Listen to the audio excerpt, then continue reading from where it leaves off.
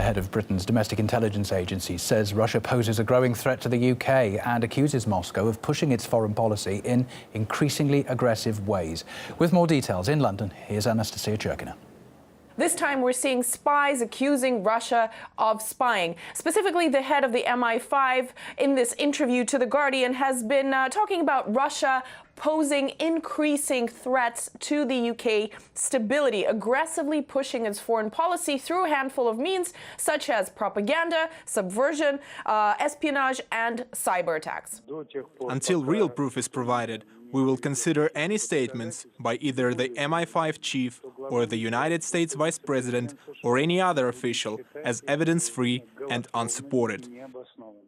Well, let's look at the specific accusations. For starters, propaganda. We do know that leading up to the Scottish referendum, Westminster was accused of distributing pro-union information to its own military personnel. When it comes to espionage, just in August, Iran had arrested a Brit on suspicion of working for British intelligence services.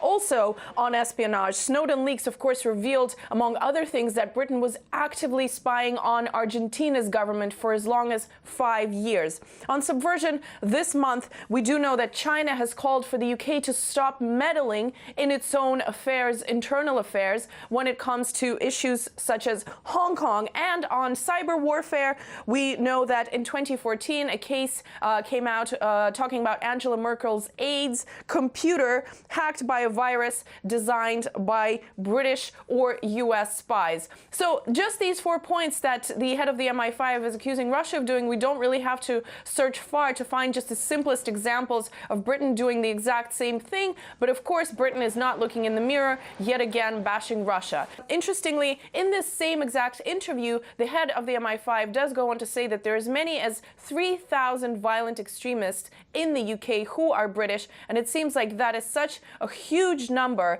yet Russia, yet again, makes the headlines here in the UK.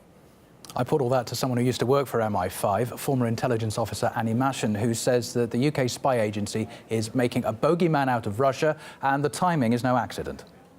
I think it's politically motivated in terms of its timing. The UK spy agencies are currently under a bit of political threat, a bit of political pressure, because only 2 weeks ago it was ruled by the Investigative Powers Tribunal, the only body that has any power of oversight over the 3 intelligence agencies in the UK.